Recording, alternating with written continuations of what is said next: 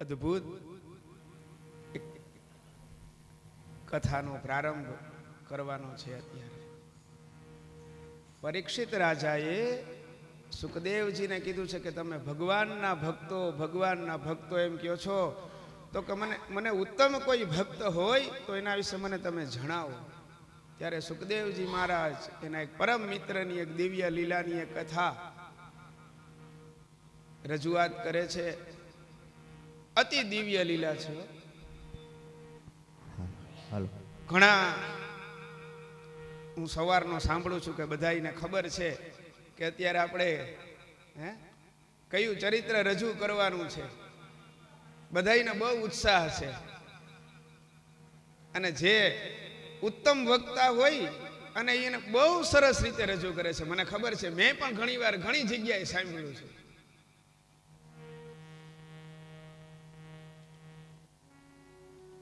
વ્યાસજી મારા પિતા છે એટલા માટે નહીં, પણ એના મોઢે જેટલી વાર જ્યારે સાંભળું છું ને ત્યારે એમ થાય કે આમ નામ ચાલુ જ રહીએ, ક્યારેય પૂરું ના થાય. એવું અદ્ભુત આ ચરિત્ર. પણ મારી ભાષામાં એને રજૂ કરવાનું આજ મને ભગવાન મહાદેવે એક મોકો આપ્યો છે. આમ તો મોકો આપ્યો નહીં, પણ મેં લીધો છે. મને એમ થયું કે લાવ ને હું એ મારી ભાષામાં ભગવાનનું વર્ણન કરું, એના ભક્તનું વર્ણન કરું, તો કદાચ આમાં કંઈક આડાવડું થાય તો હલવી લેજો. પણ શરૂઆત મારા મહાદેવના ચરણમાં એક નાનકડી સ્તુતિ કરીને આપણે કરશું. પછી આપણે એ ચરિત્રને પણ આગળ વધારશું. તો એ પહેલા સૌ પ્રથમ મારા માતા પિતાના ચરણમાં વંદન કરું છું, મારા ગુરુના ચરણમાં વંદન કરું છું, અહીંયા બેઠેલા મારા બધા વડીલોના ચરણમાં વંદન, મારા મહાદેવના ચરણમાં વંદન. નાનકડી એક સ્તુતિ કાલની મારા પાસે આવેલી છે ફરમાઈશ કે ભાઈ આ મારે બોલવાની છે. એટલે મેં કીધું કંઈક એવો મોકો હશે તો આપણે રજૂ કરશું. એટલે હું સારું બોલું છું એટલા માટે નહીં, પણ આગ્રહ છે તો હું મારી ભાષામાં પ્રયત્ન કરીશ કે મારા હૃદયથી મારા મહાદેવના બે ગુણગાન તમારી સામે રજૂ કરું.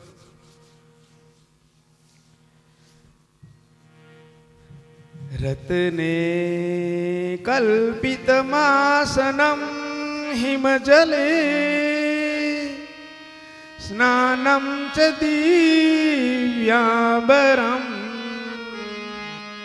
નાનારત્ન વિભૂષિતમ મૃગમદા મોદાંકિતમ ચંદનમ છાતિ ચંપક બિલ્વપત્ર રચિતમ પુષ્પમ ચ ધૂપમ તથા દીપમ દેવદયાનિધે પશુપતિ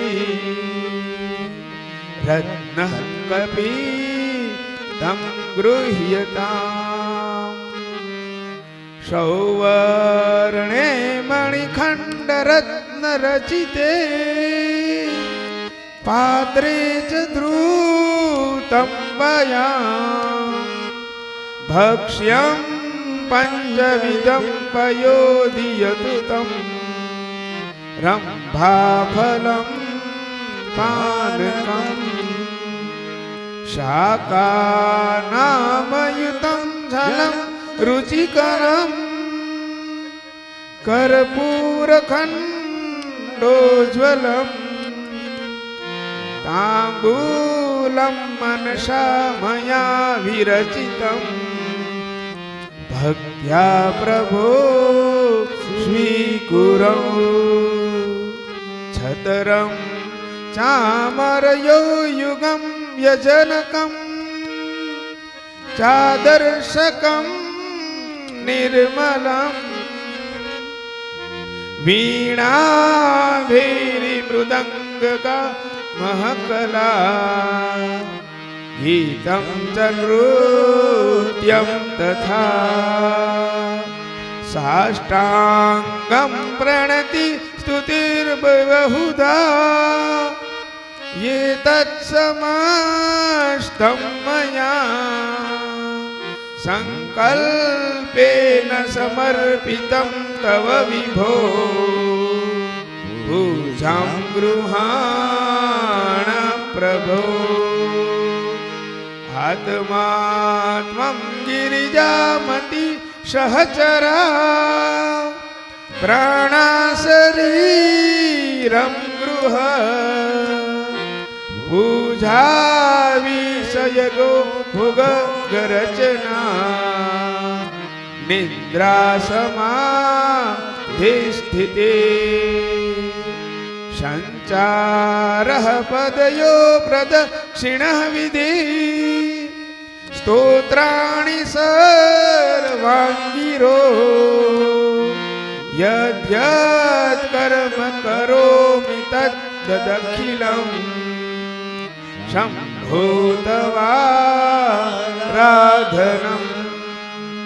शम्भूतवाराधनम् नमः पार्वतीपतये हर हर महादेव।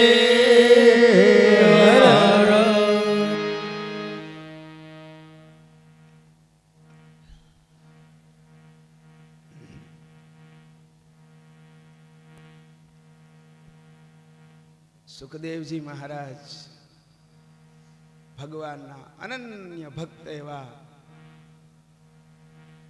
સુદામાજીનું એક ઉત્તમ ચરિત્ર આપણી સામે રજૂ કરે છે. તો મારી કાલી ઘેલી ભાષામાં હું તમને એનું વર્ણન કરીશ.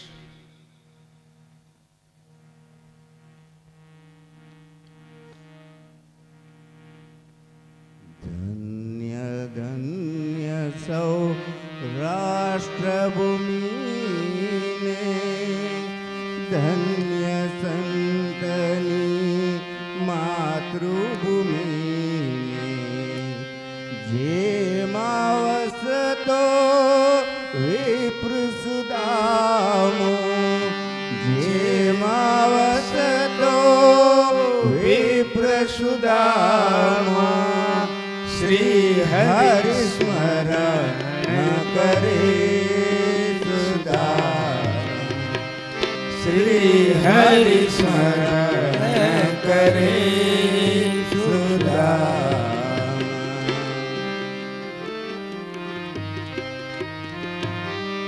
સૌરાષ્ટ્ર ભૂમિને ધન્ય કીધી છે સુખદેવજી. કારણ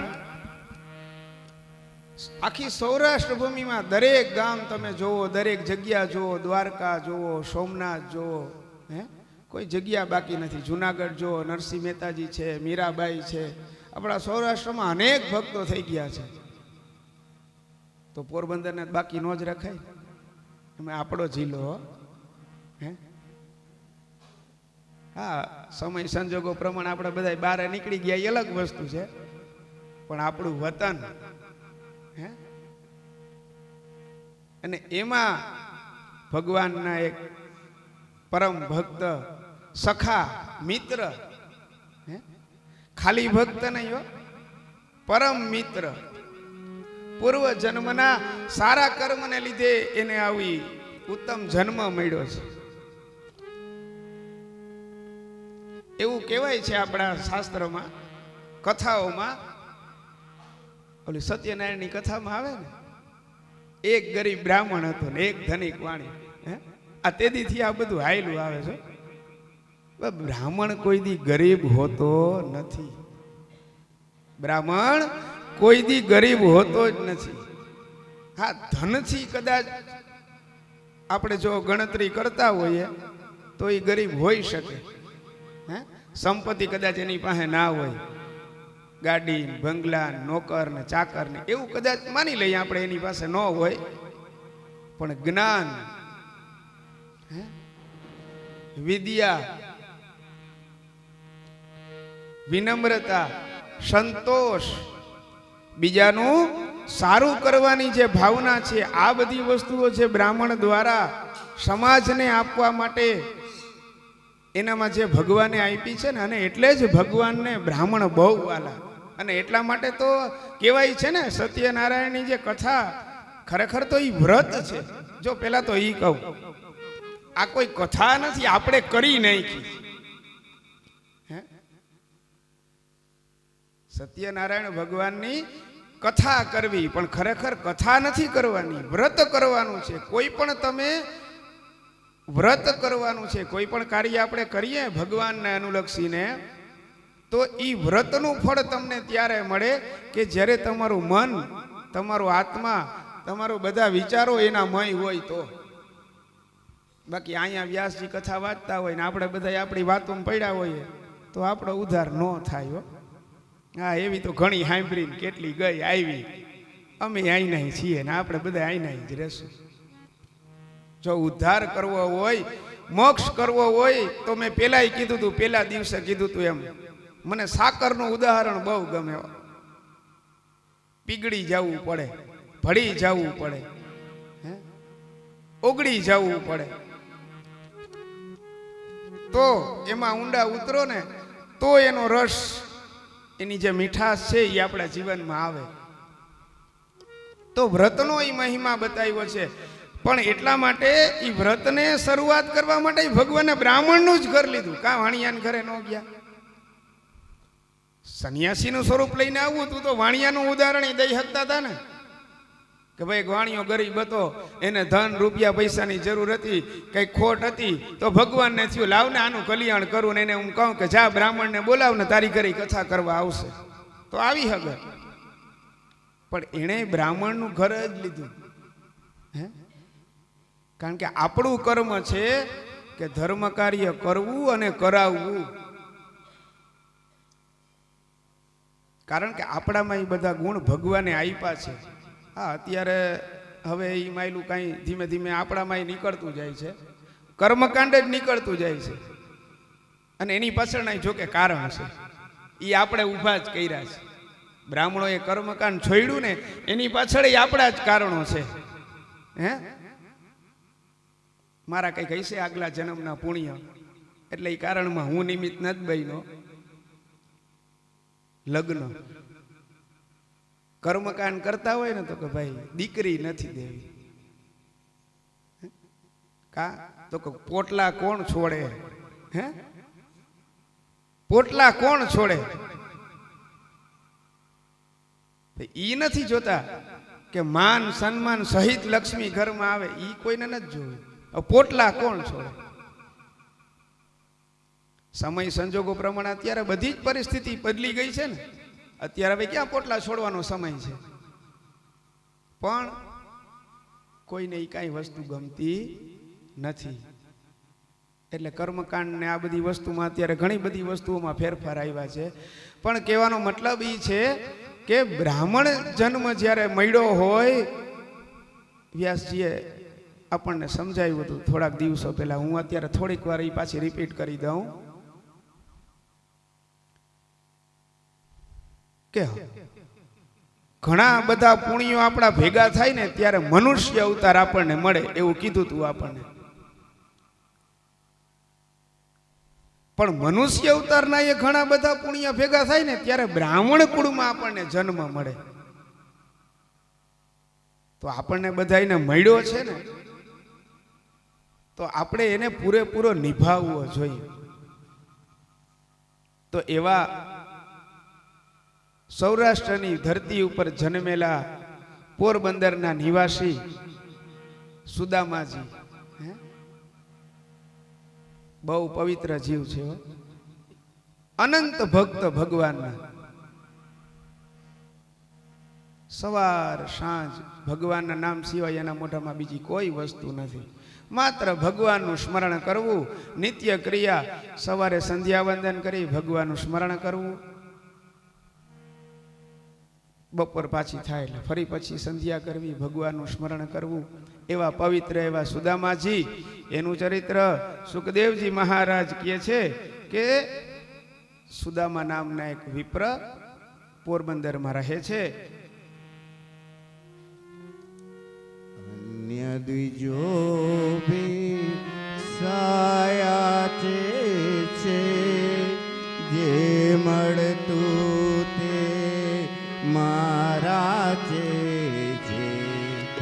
માંગવું એ તો મૃત્યુ બરાબર માંગવું એ તો મૃત્યુ બરાબર જીવન મંત્ર કરે સુદામા શ્રી હરિ સ્મરણ કરે સુદામા.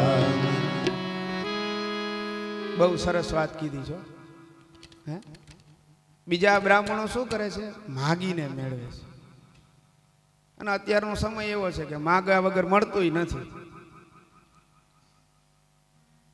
બધા આપણે યજમાનીને જાય ને તો બધા એમ કે અદાને સંતોષ હોવો જોઈએ, બ્રાહ્મણને સંતોષ રાખવો જોઈએ. પણ યજમાન એવા ઉત્તમ હોય ને તો બ્રાહ્મણ સંતોષ રાખે. ડેકોરેશનમાં ને એમાં તમે જો ને તો લાખો રૂપિયા વાપરશે. જમણવાર કરવો હોય છે ને તો એમાંય લાખો રૂપિયા બગાડશે. પણ જેવો બ્રાહ્મણનો વારો આવે ને, હવે અદા ખર્ચો બહુ ઝાઝો થઈ ગયો છો, આટલા બધા થોડા હોય હે, એટલે પછી હવે એની સામે કડક થવું પડે, એમાં કઈ ખોટું નથી.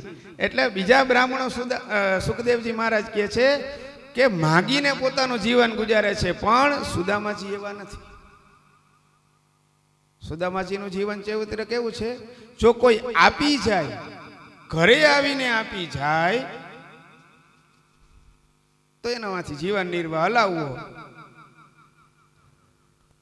ભગવાનના નામની નકર ભક્તિ તો છે જ. કોઈની પાસે માગવું નહીં. પ્રતિજ્ઞા લીધી છે, પ્રતિજ્ઞા લઈ લીધી કે કોઈની પાસે માગવું નહીં. હે, ભગવાનને પ્રાર્થના કરી છે કે ભગવાન હાથ લાંબો થાય ને તો આમ કરવા માટે થાય, આમ માટે નહીં. એટલે મંત્ર મનમાં સ્મરણ છે ભગવાનના નામનું, પણ પ્રતિજ્ઞા લીધી છે કોઈની પાસે માગવું નહીં. એટલે નક્કી કર્યું કે ભાઈ કોઈ આવી જાય, કોઈ ઘરે આવીને દઈ જાય, આડોશ પાડોશમાંથી ક્યારેક કંઈક એવો વાર તહેવાર કંઈ એવું હોય, કોઈ દાન પુણ્ય કરતા હોય તેથી આવી જાય, કંઈક 11 હોય, કંઈ અન્ય કોઈ એવો તહેવાર હોય ને આજુબાજુમાં કોઈને ખબર પડે કે ભાઈ હાલો આજે કંઈક છે, બાજુમાં બ્રાહ્મણ રહે છે, આપણે એને કંઈક સીધો ઇત્યાદિ વસ્તુ દઈ આવીએ, તો એમાંથી વળી એના ઘરનું જીવન નિર્વાહ ચાલે. જો ન દઈએ તો ભૂખા સૂઈ જાય, પણ કોઈની પાસે માંગવા નથી જતા. તો આ નિયમને લીધે, આ પ્રતિજ્ઞાને લીધે એની પરિસ્થિતિ કેવી છે?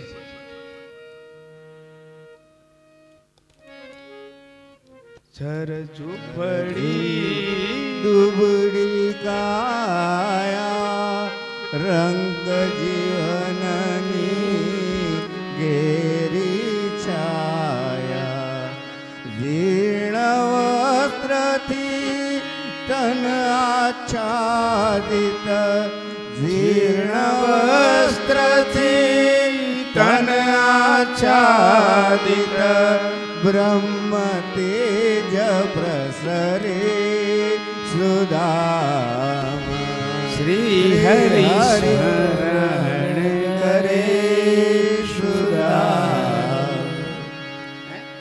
જર્જર ઝૂંપડી દુબળી કાયા, હાવ એકદમ દુબળા પતલા છો.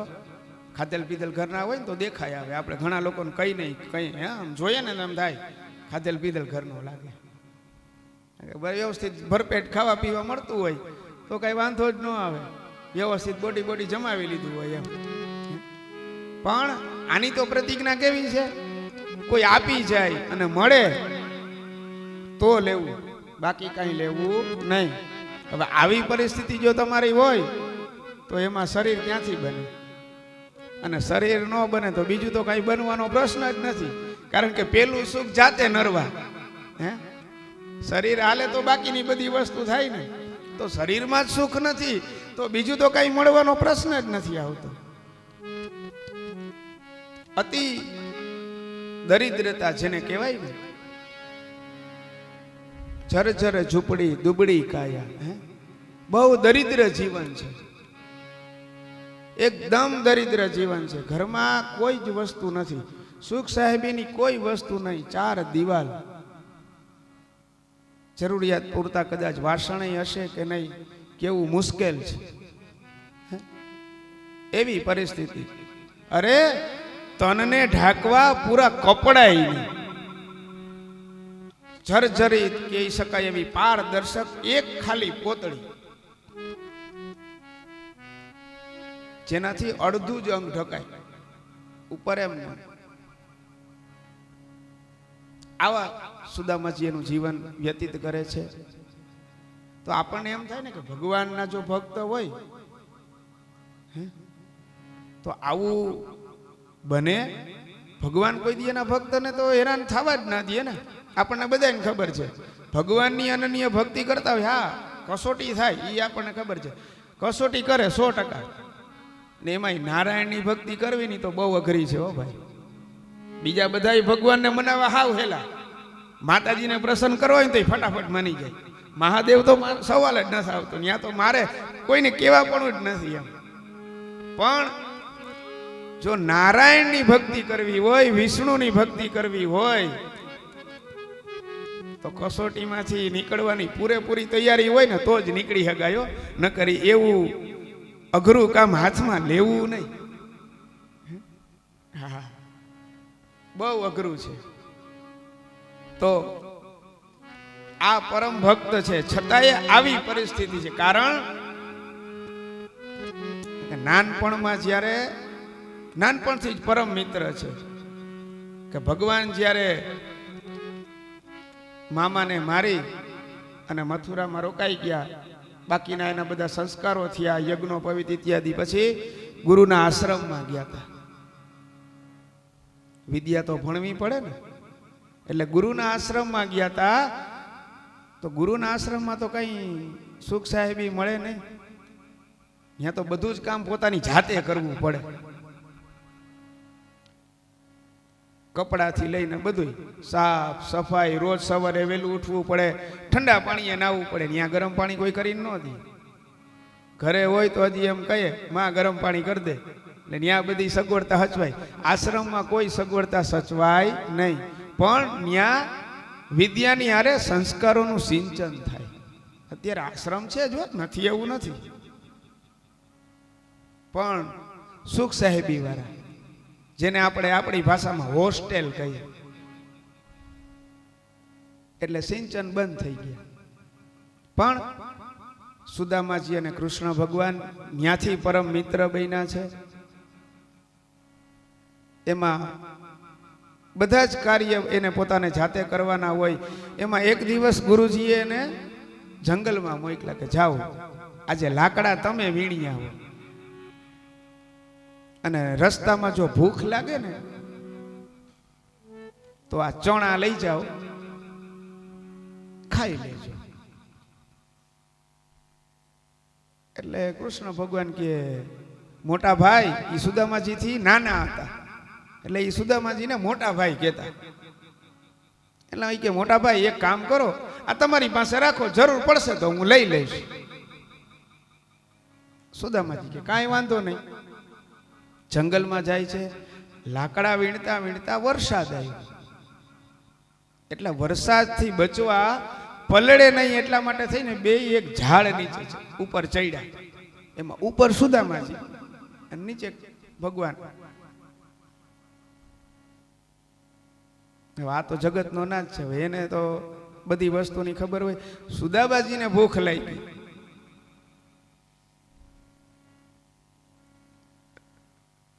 ચણા હતા એની પાસે જ. એટલે કૃષ્ણ ભગવાનને કાંઈ પૂછ્યા વગર માંડ્યા બધા ખાવા. ભગવાન વિચારે છે કે કાંઈ પૂછતા નથી, કાંઈ વાંધો નહીં. એટલે પૂછ્યા વગર બધાય ચણા ખાઈ ગયા.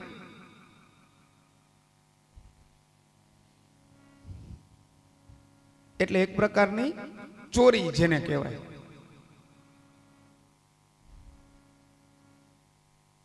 તો ભગવાને ઈ જે ચોરી કરી હતી એ કર્મનું ફળ ઈ જ જન્મ એને આપી દીધું. એટલા માટે થઈ અને આ પરિસ્થિતિ એને ભોગવવી પડે છે. ભગવાન કોઈનું બાકી નથી રાખતા હો. બધા એમ કહે કે મર્યા પછી સ્વર્ગ મળે, નર્ક મળે, પણ સ્વર્ગ કે નર્ક એવું કાંઈ નથી. હું એવું માનું છું જ્યાં સુધી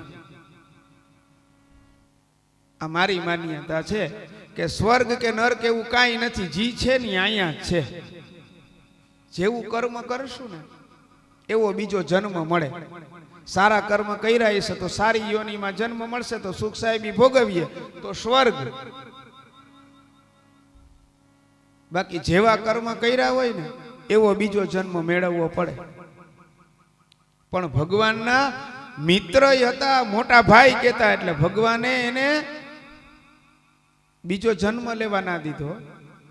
આ જ જન્મમાં એનું કલ્યાણ કરવું છે. એટલા માટે આ જ જન્મમાં ખૂબ દારિદ્રતા આપી દીધી છે. કેવી દારિદ્રતા? પહેરવા માટે વસ્ત્ર નહીં, ઘરમાં કોઈ વસ્તુ નહીં, પોતે માગવા ક્યાંય જાય નહીં, કોઈ વસ્તુ માંગવાની નહીં. ભગવાનની માત્ર ને માત્ર ભક્તિ, બીજી કોઈ જ વસ્તુ નહીં. શરીર ઢાંકવાના કપડા ના હોય, મેં કીધું એમ, તો અન્ય કઈ વસ્તુ તો ઘરમાં હોવાની જ નથી. હવે આવી ભયંકર પરિસ્થિતિ હોવા છતાં પણ મેં કીધું ને કે ભગવાને એના ભક્તોને બહુ હેરાન ન થવા દે.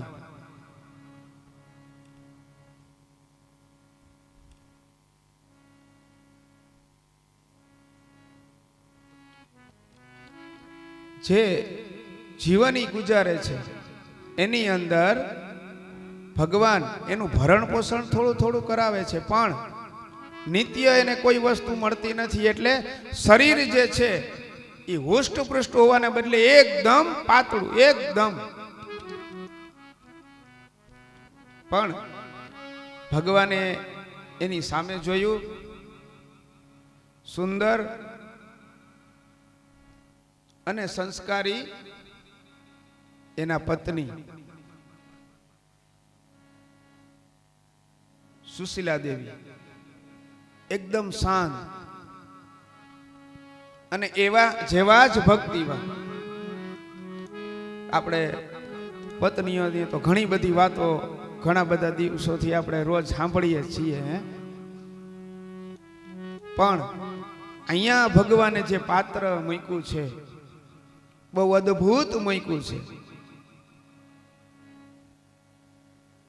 જેવા સુદામાજી છે ને એવા જ એમના ધર્મપત્ની છે, એકદમ સંસ્કારી, કોઈ પણ જાતની માગણી વગર જેમ તમે રાખો એમ રહેવાનું. કાંઈ મળે તોય ભલે, ન મળે તોય ભલે, કોઈ જાતનો હરખ નહીં, શોકે નહીં. અઘરું છે હો જીવનમાં. આ રીતે જીવન ગાળવું બહુ અઘરું છે, અતિશય અઘરું છે. આપણને ભગવાને બધું આપ્યું છે ને એટલે આપણને આ વસ્તુ સમજાય નહીં. ઘણી વખત આપણે આપણા જીવનમાં નાની મોટી ઉપાધિ આવે ને તો આપણે એમ વિચારતા હોય કે ઓહો હવે આપણે શું કરશું. પણ ક્યારેક એવો વિચાર કરવો કે ભગવાને આપણને જે વસ્તુ આપી છે એટલી વસ્તુ એ જે નથી આપી જેને કોઈને, એ લોકોનું શું થતું હશે. આપણે ઘરમાં રહીએ છીએ, આપણને ભગવાને છત આપી છે, 2 ટકનું ખાવા પીવાનું આપ્યું છે, સુંદર મજાના પહેરવાના વસ્ત્રો આપ્યા છે, બધું જ આપ્યું છે, છતાંય આપણને એમ થાય કે હજી મને કાંઈ મળતું નથી, મને કાંઈ મળતું નથી. પણ તો જેની પાસે તો છતેય નથી, પહેરવાના કપડાય નથી, ઉજવવા માટે તહેવાર નથી, ખાવા માટે અન્ન નથી, એ લોકોના જીવન વિશે 5 મિનિટ ખાલી કલ્પના કરીને તો વિચારો. હા, અલગ વસ્તુ છે કે એના કોઈ કર્મ છે એટલે એ પૂર્ણ કરે છે, પણ 5 મિનિટ ઈ વિચારી અને પછી તમારા જીવનની તમે કલ્પના કરો ને તો તમને ખબર પડે કે ભગવાને આપણને કેટલું આપ્યું છે. સુદામાજીની પરિસ્થિતિ તો એકદમ સાવ એમ કહી શકાય ને કે એની કોઈ વર્ણન ન થઈ શકે, એટલી હદે સાવ નિર્માલ્ય છે. પણ છતાંય એના જે પત્ની છે એટલા સંસ્કારી છે કે કોઈ દિવસ કોઈ માગણી નથી કરતા, ક્યારેય કોઈ દિવસ કોઈ જાતની માગણી નથી કરી. કાંઈ વાંધો નહીં, જેમ તમે કહો. જ્યારે સુદામાજી સંધ્યાવંદન કરતા હોય ત્યારે ઘરનું નિત્ય કોઈ કર્મ કરતા હોય, ઘરે આવે તો એની સેવા કરવી, એની જે કંઈ પણ જરૂરિયાતની વસ્તુ હોય એને આદાન પ્રદાન કરવી, પણ કોઈ માગણી નહીં. આવું જીવન વિતાવે છે. પણ જ્યારે તમારા જીવન આવું હોય ને ત્યારે માણસો તમને સ્વીકારે નહીં હોય. તમારો સમય ખરાબ હાલતો હોય ને ત્યારે માણસો તમને સ્વીકારે નહીં.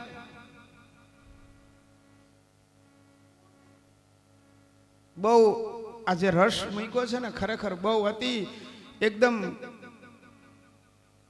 એટલો ગૂઢ મૂક્યો છે. માણસો એને મૂર્ખો કહે, એલા તું મૂરખ છો, મૂરખ. તમે જ્યારે એવી ખરાબ પરિસ્થિતિમાંથી સમય પસાર કરતા હોય ને ત્યારે માણસો તમને અલગ અલગ નામથી સંબોધે, તમારા ઉપર હાસ્ય કરે, હસે તમારા ઉપર કે જો તો ખરા રેકડી હલાવે છે, સાયકલ હલાવે છે, કાંઈ છે ન્યા નો જવાયો, એના ઘરમાં ખાવાનું નથી, ભાડાના ઘરમાં રહીએ છે, કાંઈ નથી એની પાસે, એની યારે વ્યવહાર ન રખાય, એની યારે આમ ના કરાય, એની યારે બોલાય નહીં. તમે બોલો તો વળી કદાચ તમારી પાસે 5 પૈસા માગી લે તો તમે એની યારે વ્યવહાર કરશો, તમે બોલશો એની યારે તો એને તો તમારી યારે સંબંધ બંધાઈ જશે, ને સંબંધ બંધાઈ જશે તો એને તો જરૂર જ હોય રોજ તમારી પાસે કંઈક માગશે તો દેવા પડશે. એના કરતા સંબંધ ન રાખવો આદિકાળથી વયું આવે છે. એટલે અત્યારે હોય એમાં મને જરાય નવાઈ નથી લાગતી, જરાય નહીં.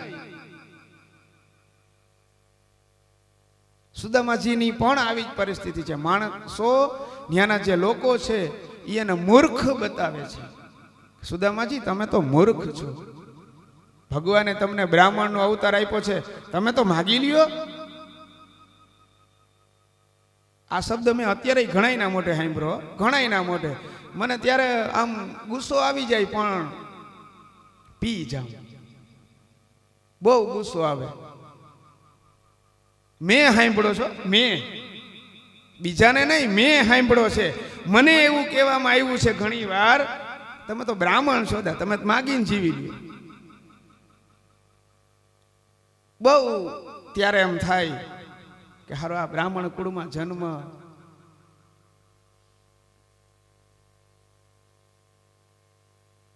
આપણી ગણતરી એવી થાય છે. હા, દક્ષ રાજાના દરબારમાં શ્રાપ મળ્યો છે એટલે ભોગવવું પડે છે, એ અલગ વસ્તુ છે. પણ બ્રાહ્મણ, મેં શરૂઆતમાં કીધું ને અત્યારે એવું કહું છું કે બ્રાહ્મણ કોઈ દી ગરીબ હોતો નથી. એની પાસે જે એનું જ્ઞાન છે ને એનાથી ધારે કરી શકે. તો આ જ મેણા, આવા જ મેણા, આવા જ ટોણા, આવું જ અપમાન આ સુદામાજી સહન કરે છે. દરરોજ એને આવા મેણા ટોણા સાંભળવા મળે છે, પણ એણે પોતાની નીતિમતા ક્યારેય છોડી નથી. એને એના પોતાના નિયમમાં કોઈ જાતનો ફેરફાર નથી કર્યો, ઘૂંટડા પીધે રાખે છે. એક વિશ્વાસ, અતૂટ વિશ્વાસ કે મારો નાથ છે ને ઈ મારું ધ્યાન રાખે. એણે મને જીવન આપ્યું છે તો ઈ મારું ધ્યાન રાખે છે. મારો સખો, મારો મિત્ર કોઈને વાત નથી કરતા હો. મેં કીધું ને, કોઈને કાંઈ કહેવાનું નહીં, સાંભળી લેવાનું. હશે, હા ભાઈ મેં સાંભળી લીધું, હા હશે ભાઈ, અમે માગીને જીવી લઈએ. તો સુદામાજી પણ આવી જ પરિસ્થિતિમાંથી પસાર થાય છે, પોતાનું જીવન નિર્વાહ ચલાવે છે. અને ત્યારે આવા બહુ મેણા ટોણા સાંભળ્યા ને એટલે ના પત્ની એને સમજાવે છે શું સમજાવે છે? પત્ની કહેતી પતિ રાજને શાંત વદનથી ભક્ત રાજને તમ ઉપવાસે હું ઉપવાસે તમ ઉપવાસે હું ઉપવાસે બાળ વિલાપ કરે સુદામ શ્રી હરિ સ્મરણ કરે સુદામ. પત્ની કે સ્વામીનાથ, તમારી જે કંઈ પણ ટેક છે ને એમાં દરેક નિયમોમાં પૂર્ણ રીતે સહભાગી થવાની મારી જવાબદારી છે, મારી ફરજ છે. હું તમારી અર્ધાંગીની છું. હું કાંઈ વસ્તુ નથી માંગતી, મારે મારા માટે કાંઈ નથી જોતું. પણ થોડુંક તમે આપણા બાળકોનું તો વિચારો.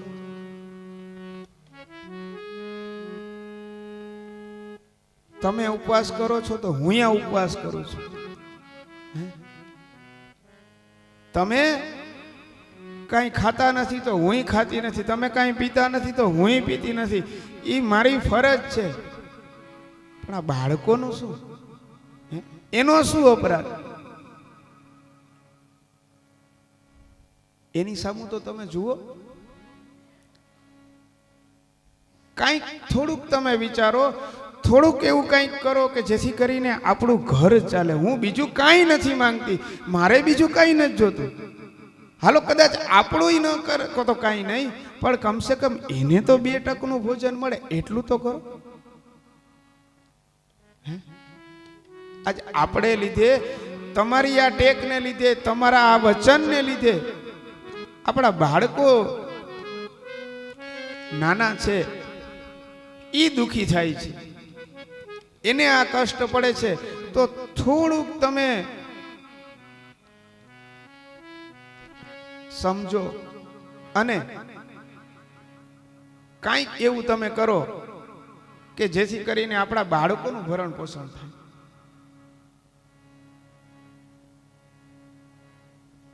સુદામાજી ત્યારે જવાબ આપે છે કે તમે જાણો છો મારે અન્ય કહો કરવા તૈયારી વ્રત મારું નહીં ત્યાગું કદાપી વ્રત મારું નહીં ત્યાગું કદાપી દુઃખ સાગર ઉછળે સુદામ શ્રી હરિ સ્મરણ કરે સુદામ.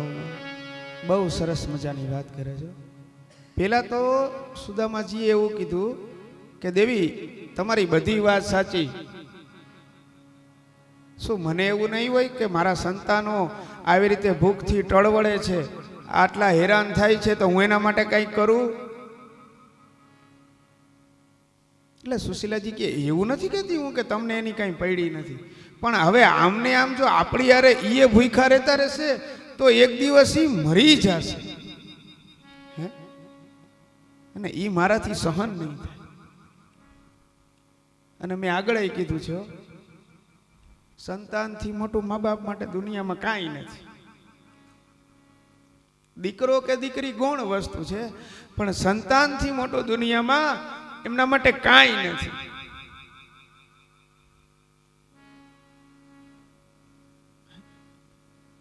સંતાનને જરા કંઈક થાય ને તો એનું દર્દ મા બાપને સૌથી વધારે થાય. આપણને એમ હોય કે ભાઈ એને કાંઈ નથી, પણ એના મનમાં કેટલું દુઃખ થતું હોય ને એને જ ખબર હોય. એને કોઈ સમજી ન શક્યો, દુનિયામાં કોઈ ન સમજી શકે. અને એટલા માટે જ કદાચ અત્યારે આ બધા આ વૃદ્ધાશ્રમોને એવા થયા છે. મને ખરેખર આવા કંઈક બોર્ડ ક્યાંક વાંચો ને તો એમ થાય કે આ ક્યાં જઈને ઉપસે એમ. કે જેણે પેટે પાટા બાંધીને તમને મોટા કર્યા છે, આ જગ્યા સુધી તમને લઈ આવ્યા છે, આ હાટું કે ન્યા મૂકી આવવાના? ઈ માગે હું? કઈ માગે? થોડીક સેવા, થોડી 2 ટકનું જમવાનું. ઘરમાં નોકર રાખ્યા હોય ને તો એનું યા હાચવવા પડે છો. જાણે ઈ આપણા ઉપર ઉપકાર કરતા હોય ને એવી રીતના રહીએ છે. તો ન્યા તમે બધું કરો છો, તો આણે તો તમને નાનપણથી જન્મ આપીને મોટા કર્યા છે, ભણાવ્યા છે, ગણાવ્યા છે. પોતાના કેટલા અરમાનોની ઉપર એને પાણા મૂકી એ બધાનો ત્યાગ કરીને તમને ક્યાં લેવલ સુધી પહોંચાડ્યા છે. તો શું એનું કાંઈ મહત્વ નહીં? એની કોઈ કિંમત નહીં. તમારે જરૂર હતી ને ત્યારે ઈ ઊભા હતા. જો એને એવું વિચાર્યું જ ન કે આ મને હેરાન કરે છે, તો એને તમને ક્યાંક મૂકી દીધા હોત તો.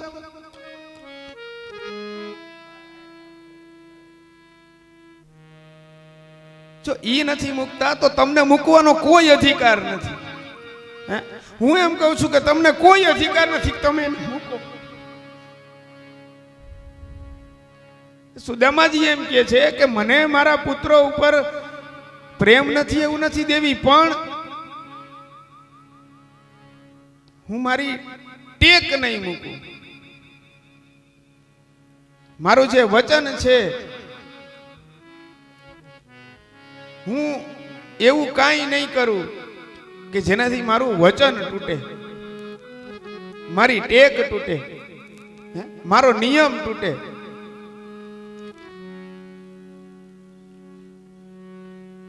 એટલે સુશીલા દેવી કહે છે કે હું એમ નથી કહેતી કે તમારું વચન તમે તોડી નાખો, તમારી ટેક તમે તોડી નાખો, પણ કમસે કમ એવું તો આપણે કંઈક કરવું જોઈએ ને કે જેથી કરીને આપણે આપણું નહીં. જો કેવો કેટલો આ માનો પ્રેમ જોવો તમે, કેટલો પ્રેમ બતાવે છે કે મારે નથી જોતું કંઈ, પણ એનું કમસે કમ ખાલી 2 ટકનું ભોજન થાય. આપણી યારે ઈ ઉપવાસ કરીને આવી વેદના ભોગવે ઈ હું જોઈ નથી શકતી.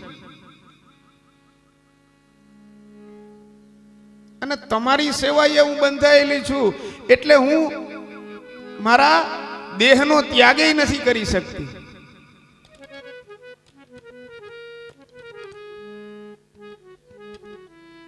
તો કોઈ એવો રસ્તો હોય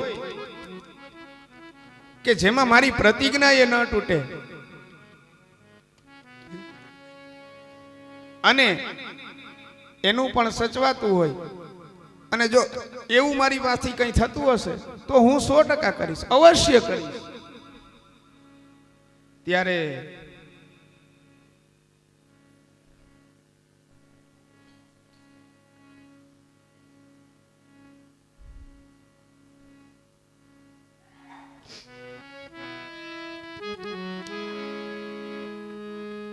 સુશીલા દેવી કહે છે કે પણ આપણે કંઈક એવો રસ્તો કરવો જ જોઈએ. ત્યારે સુદામાજી એવું કહે છે કે દેવી, મને મારા ભગવાન ઉપર એટલો ભરોસો છે, મારા નાથ ઉપર ભરોસો છે, કાળિયા ઠાકર ઉપર એટલો ભરોસો છે કે જીવન ને મૃત્યુ તો ભગવાનના હાથમાં છે.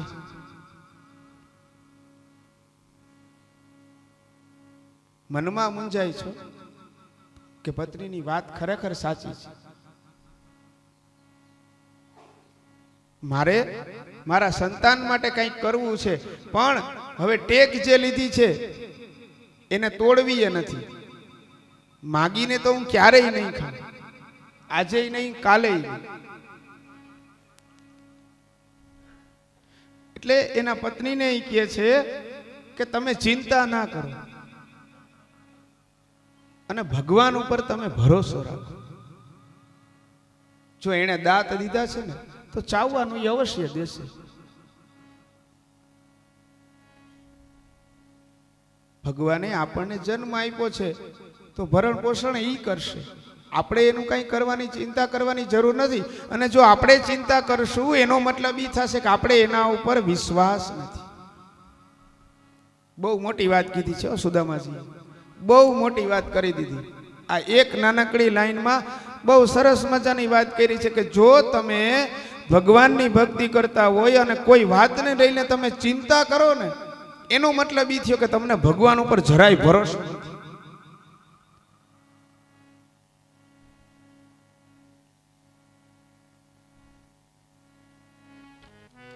તમારા મનમાં કોઈ જીવનને લગતો લઈને પ્રશ્ન હોય તો બે ધડક એની સામે રજૂ કરો, જેને તમે માનતા હોય. હું એમ નથી કહેતો કે ખાલી ઠાકોરજી પાસે જ બેસો. જેને તમે માનતા હોય, જેના ઉપર તમને વિશ્વાસ હોય, સાચા હૃદયથી આંતરનાદથી તમે એની સામે રજૂ કરો. અને હું તો એમ કહું કે એટલા ભાવુક થઈ જાવ કે કદાચ સાચા મન હૃદયથી બે આહુડા કદાચ એની પાસે પડી જાય ને તો પડી જવા, એમાં કઈ વાંધો નહીં, પડવા દે. પણ પછી એકદમ સ્વસ્થ થઈને ઊભું થાવ. ભાઈ મારે જે તને કેવું તું મેં કહી દીધું, હવે કરવું કે ન કરવું તારી જવાબદારી, હું છૂટી જવામાંથી.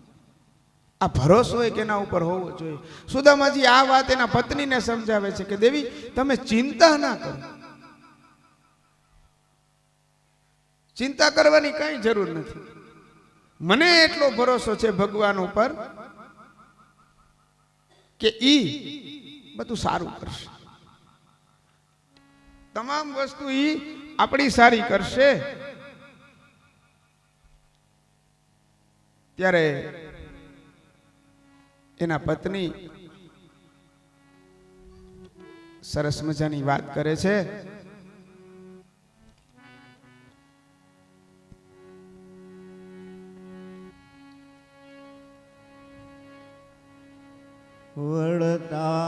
વડતાવદતી વિપ્રવનિતા આપ કરો ના એની ચિંતા. લાજ આપણી રાખે પ્રભુ તો, લાજ આપણી રાખે પ્રભુ તો જીવન ધન્ય બને સુદામ. શ્રી હરિ સ્મરણ કરે સુદામ. કે સ્વામી તમે એમ કહો છો કે ભગવાન કરશે, ભગવાન કરશે, ભગવાન કરશે. દરેક વસ્તુ તમે એમ કહો છો કે બધું ભગવાન જ કરશે, તો શું આપણે કઈ નથી કરવાનું? એમને એમ કોઈ વસ્તુ નથી થતી હો. આપણે કર્મ તો કરવું જ પડે. એમને એમ કોઈ વસ્તુ આપણને નથી મળતી. કાંઈ વસ્તુ આપણે મેળવવી હોય અથવા તો અન્ય કાંઈ વસ્તુ આપણે જોઈતી હોય તો એના માટે યથા યોગ્ય કર્મ તો આપણે કરવું જ પડે. કર્મ કર્યા વગર કોઈ વસ્તુ આપણને મળતી નથી. હું અહીંયા બેઠો રહું ને મને એમ થાય કે મને અહીંયા બેઠા બેઠા ગાડી મળે ને બંગલા મળે ને બધું મળે. તમે બધા કદાચ કાલ બપોરે વૈયાઈ જાઓ તોય હું આઈને બેઠો જ રહું ને હું એમ કહું કે મને બધું મળે રાખે તો મને કાંઈ મળી જશે? નહીં મળે. મારે રાજકોટ તો પાછું જવું જ પડશે, કર્મ કરવું પડશે તો મારી નિયત કરેલો મારો જે સંકલ્પ છે એ બધી વસ્તુ મને મળશે.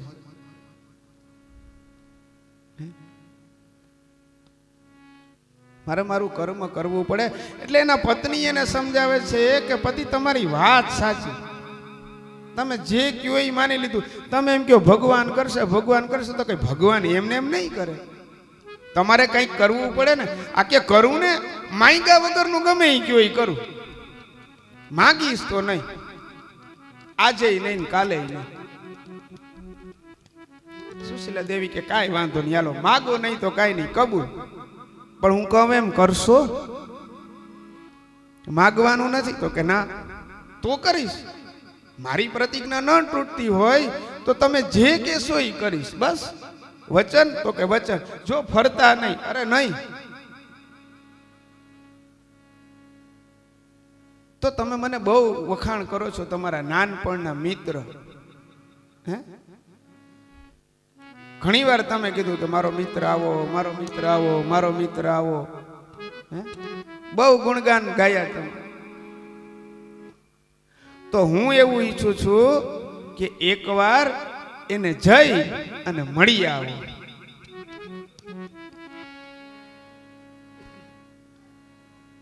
હવે સુદામાજી મૂંઝાણ આવે, કારણ કે ઓલું વચન આપ્યું ને કે હા કે હે એમ કરીશ.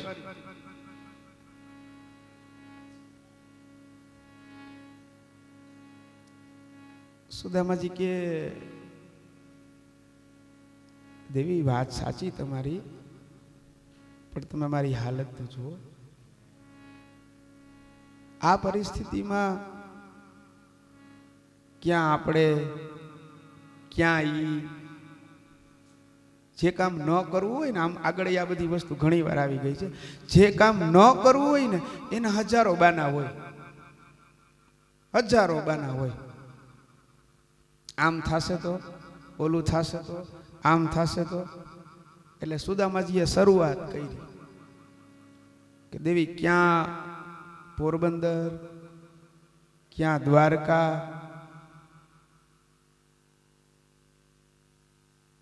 કેવી રીતે આ શક્ય બને?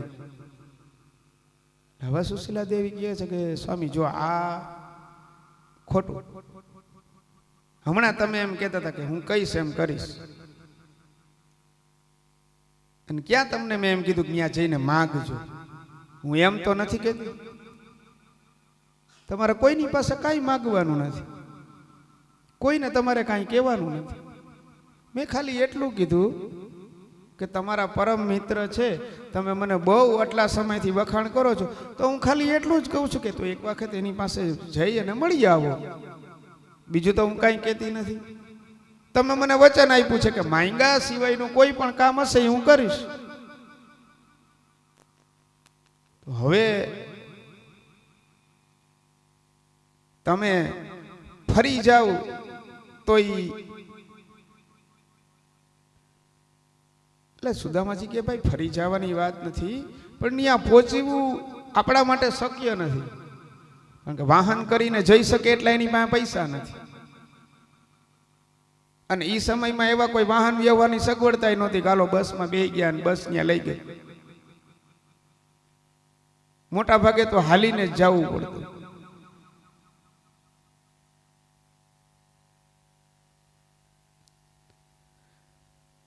એટલે સુદામાજી કે ભાઈ એવી કઈ વાત નથી, પણ એ થોડુંક અઘરું પડે, પણ છતાંય તમે બહુ તાણ કરો છો તો હાલો વાંધો નહીં હું જાઉં. પણ તો કે હવે શું?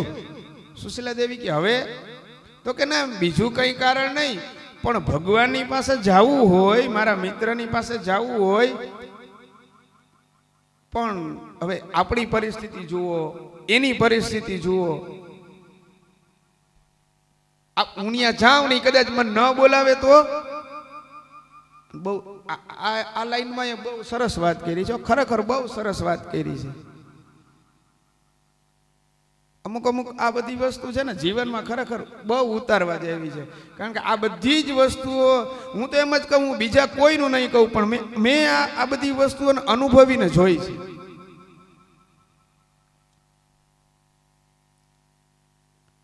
હે કે ભાઈ મારી પરિસ્થિતિ જોવો, એની પરિસ્થિતિ જોવો, આપણે ત્યાં જાશું, આપણે એની પાસેથી કાંઈ નથી જોતું,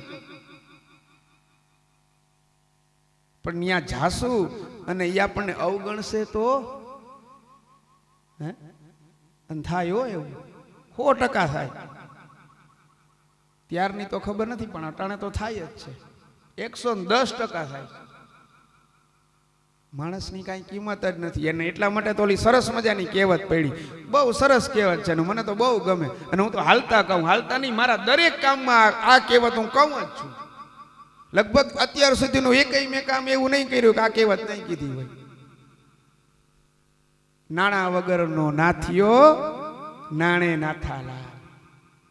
હે તમે કોઈ નવા એરિયામાં રહેવા ગયા હોય ને, સામાન હારતા હોય અને ભાડાની રિક્ષામાં સામાન તો સ્વાભાવિક છે તમારા વાહનમાં ન જ આવે, એવી તો પરિસ્થિતિ કોઈની ન હોય. હા કદાચ બહુ વધારે પૈસાવાળા હોય ને તો ઓલા સામાન ફેરવવાવાળાનું કંઈક નામ છે, હું ભૂલી ગયો, ઇંગ્લિશ નામ છે, ગુજરાતી તો એને શું કહેવાય ભગવાન જાણે, બરોબર?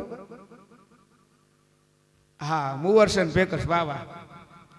હા, એટલે મૂવર્સ એન્ડ પેકર્સનો શબ્દ આગળ પાછળ છે, પણ એકચ્યુઅલમાં એ ઘરે આવે, એના માણસો જ આવે, તમારો બધો સામાન પેક કરી જાય અને તમે કયો ત્યાં સુધી એકદમ વ્યવસ્થિત પહોંચાડીને ખોલી દે, ગોઠવી ના દે, જ્યાં હોય ત્યાંથી ભેગો કરી દે, વहाँ પહોંચાડી દે, પછી ગોઠવવાનું તમારે તમારી રીતે, તમને મજા આવે. બહુ સરસ. Movers and packers. મૂવર્સ એટલે ફેરવી દે ને પેકર્સ એટલે પેક, બરોબર ને? હા, મૂવર્સ એન્ડ પેકર્સ. એટલે પૈસા વાળા હોય તો આવું કરે, બરોબર? અને નબળા પરિસ્થિતિ ના હોય તો ઓલા ટેમ્પો છોટા હાથી એવું કંઈક બાંધ્યું હોય, રગડ દગડ બધું ભર્યું હોય, ખીચડીની જેમ. એ ગિરનારી ખીચડીની જેમ, પાછી ઓલી સાદી ખીચડી નહીં કે ખાલી મગ ને ચોખા બે જ હોય, બધું મિક્સ, જેટલી દાળ હોય ને બધી ભેગી, એમ બધું ભેગું કરી. અને એમાંય જો તમે ત્યાં રિક્ષામાંથી કે એમાંથી ઉતરો ને, કે નાનકડું ટુ વ્હીલ હોય તો કોઈ સામું ન જોવે, આમ ઊભે એના ઉંબરે ઊભા હોય, કોઈ ભાવ ન પૂછે.